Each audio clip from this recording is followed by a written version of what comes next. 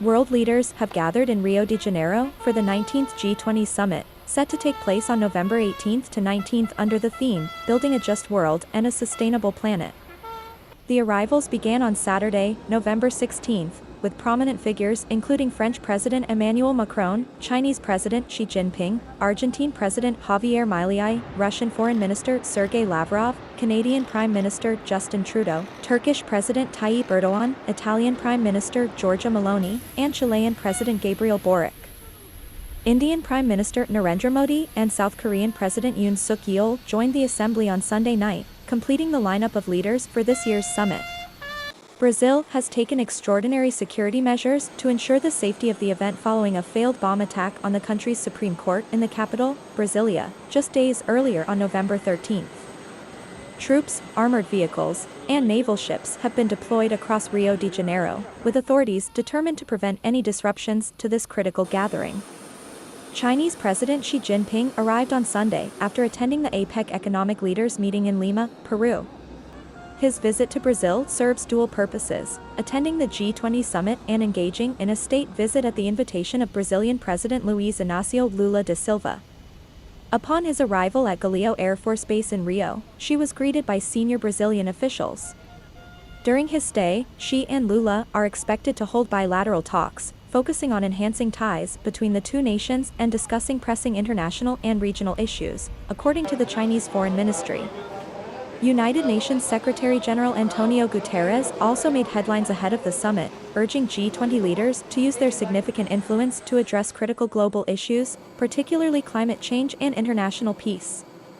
Speaking in Rio on Sunday, Guterres warned that 2024 is on track to set new records for global temperatures, days after attending the COP29 climate conference in Baku. He emphasized the urgent need for action in conflict zones such as Gaza, Ukraine, and Sudan, and called on G20 nations to lead the charge in climate finance and peace-building efforts. The G20 nations represent 85% of the global economy and are the largest contributors to multilateral development banks, which play a vital role in climate finance. However, they are also responsible for more than 3/4 of global greenhouse gas emissions. Diplomatic tensions are running high, as these issues are compounded by political developments in the United States. President-elect Donald Trump is reportedly preparing to withdraw the U.S. from the Paris Climate Accord once again, while also rolling back key climate policies introduced by outgoing President Joe Biden. Biden, who visited the Amazon rainforest before arriving in Rio, urged G20 leaders to prioritize environmental protection and reforms in climate finance during his remarks. UN Climate Chief Simon Steele reinforced this urgency in a letter to G20 leaders on Saturday, calling for increased grants for developing nations and reforms in multilateral financial systems. However, the divisions that have hampered progress at COP29 in Baku are spilling over into the G20 discussions, with diplomats warning that reaching a consensus may prove more challenging than ever. As the summit gets underway, the world's attention remains fixed on Rio de Janeiro. The outcomes of these high-stakes negotiations will shape global efforts on climate change, peace, and economic stability, leaving an indelible mark on the international stage. And I have come to Rio with a simple message. G20 leaders must lead. And G20 countries, by definition, have tremendous economic clout and they yield massive diplomatic leverage. They must use it to tackle key global problems. The climate crisis has burned through another record, with 2024 likely to be the hottest year in history. We see the impacts everywhere, and look no further than the drought in the Amazon and horrible floods in southern Brazil. No sul global, na ONU, principalmente no Conselho de Segurança da ONU, que não tem conseguido. Nós vemos, no entanto, em larga medida paralisado pelas divisões geopolíticas e não tenho a esperança de que essas divisões desapareçam de um dia para o outro. Here from COP29 in Baku, Azerbaijan. From Baku to Brazil and beyond, I am seeing and hearing common themes and concerns. Peace in Gaza, with an immediate ceasefire, the immediate release of all hostages, and the beginning of an irreversible process towards a two-state solution.